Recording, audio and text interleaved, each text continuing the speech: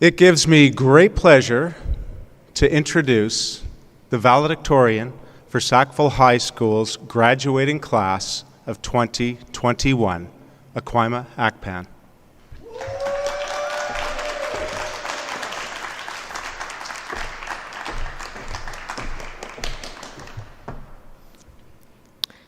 Today, we gather in groups no larger than 25 and in our family bubbles to celebrate with the class of 2021.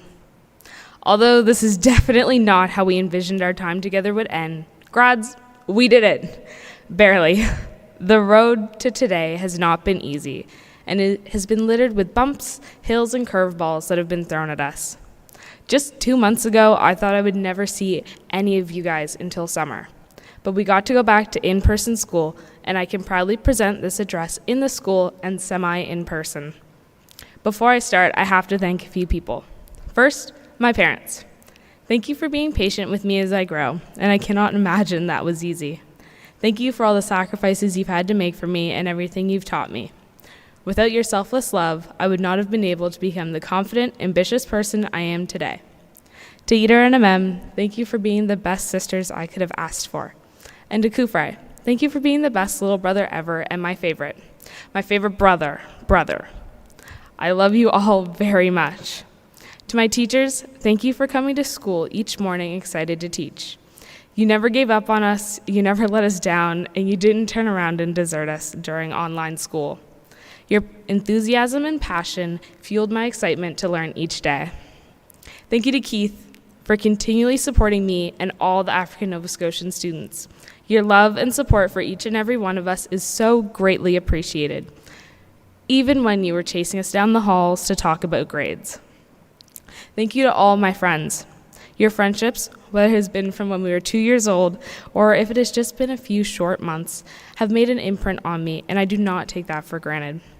On behalf of all graduates, thank you to all the parents, coaches, instructors, and everyone who has been a part of our lives. And finally, members of administration, custodial staff, and student council, thank you for making this event happen. Amidst all the uncertainties this year, you've created some sense of normality for our senior class.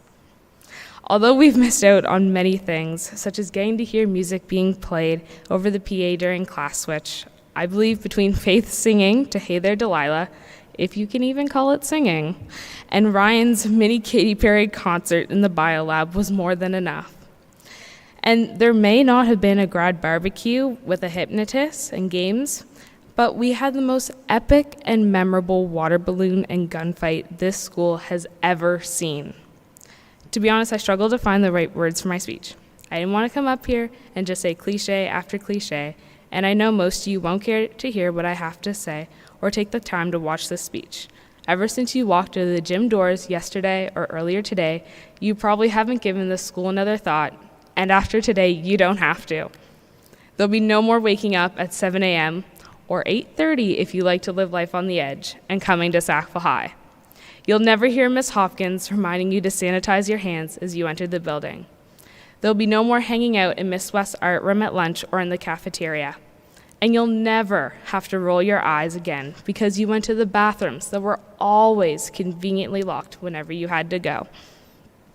And you'll never be able to say, I am a Sackville High student. For some of you, that's what you've been waiting for, the day when you are officially done with high school. But at some point down the road, you'll feel nostalgic and look back at the memories we've shared. The rush of cars in the morning trying to find a good parking spot, the smell of warm cinnamon pizza filling the school, hearing Dakota and Faith welcome you each morning on the announcements, and a personal favorite of mine, being greeted by the breakfast program volunteers with juice boxes every day.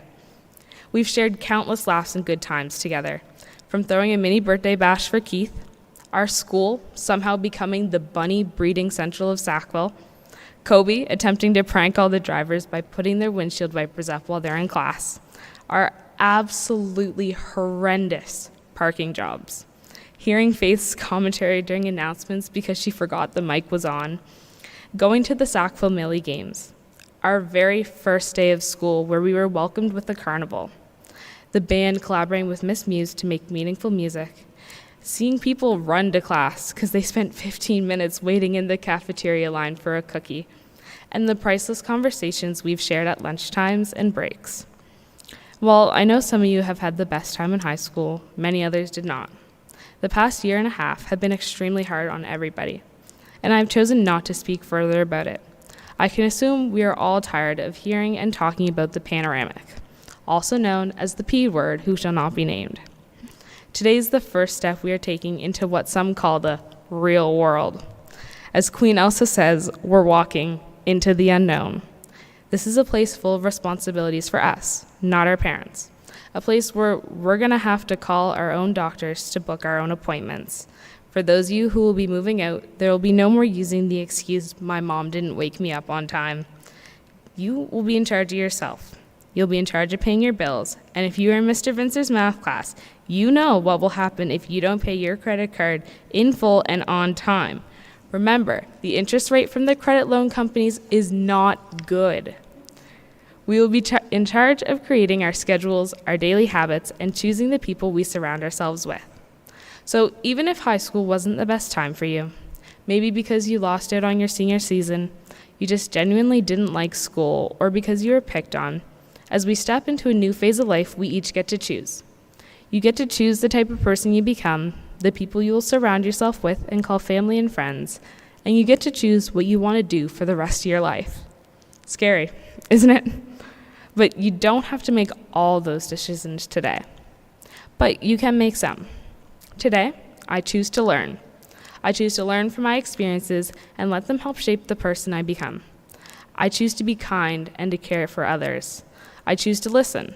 Listen to people's experiences with racial inequalities, injustices they experienced, and their mental health battles. I choose to respect others and their experiences and not to belittle them.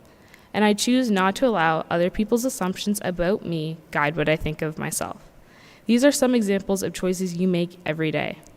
From putting on a smile to holding the door open for someone else, the little choices and actions you do show who you are. So I ask you, while you were here, what did you learn? And how will you let that shape who you become? And before you roll your eyes and say, Akwaima, I didn't learn anything, you did. Think long and hard over the past 4 years. Maybe you learned how to do long division, or you learned that you really like biology.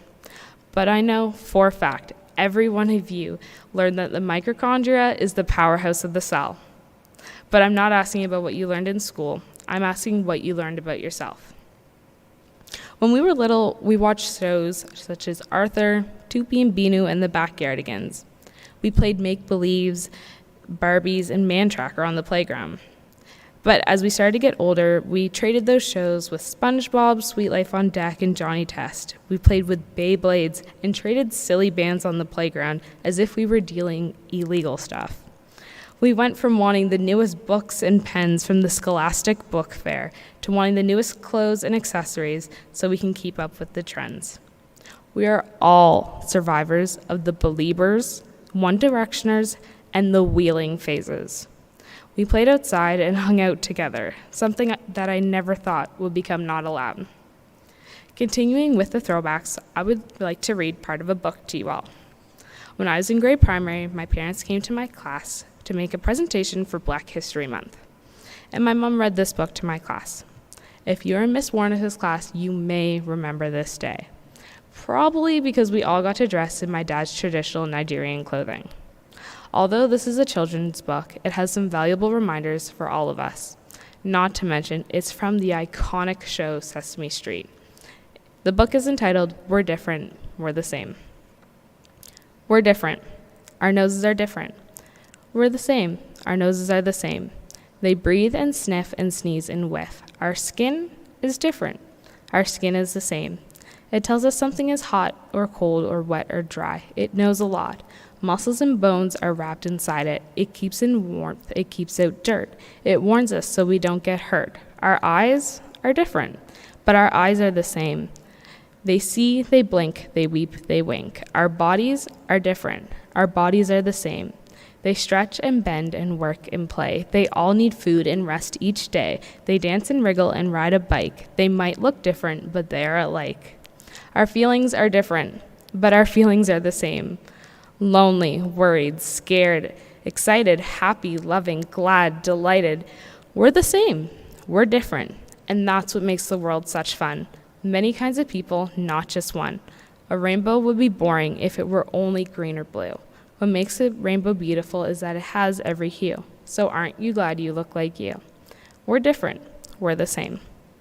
Whatever you're feeling today, whether you're excited, relieved, a little sad, or worried about the future, know that every single person who has graduated today or yesterday has felt those emotions too. In many ways, every single person graduating is different, from our experiences, what we look like, and what we want to do for the rest of our lives. But underneath all that separates us, grads, we're all the same. None of us know what the future will hold and how things will work out. Some of you might not even know what you want to do. But today we can all proudly say we are all Sackville High graduates. The future is going to be full of bumps and hills we have to climb, but it will never be as bumpy as the parking lot. If there's one thing you remember from what I've said, remember that despite all our differences, we're all just trying to navigate our way in this world. Which does not mean you negate your uniqueness, but embrace it and celebrate it and allow it to unite us. Life is made up of all the small choices we make each day. I hope you choose to always be kind to others and to yourself. I leave you all with a quote from Amanda Gorman, the youngest poet laureate in the U.S. When the day comes, we step out of the shade, aflame and unafraid. The new dawn blooms as we free it. For there is only light if we're brave enough to see it.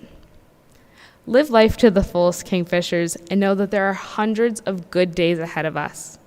Congratulations to the graduating class of 2009 plus 10. And as you've heard me say over the announcements many times before, have a great day, Kingfishers.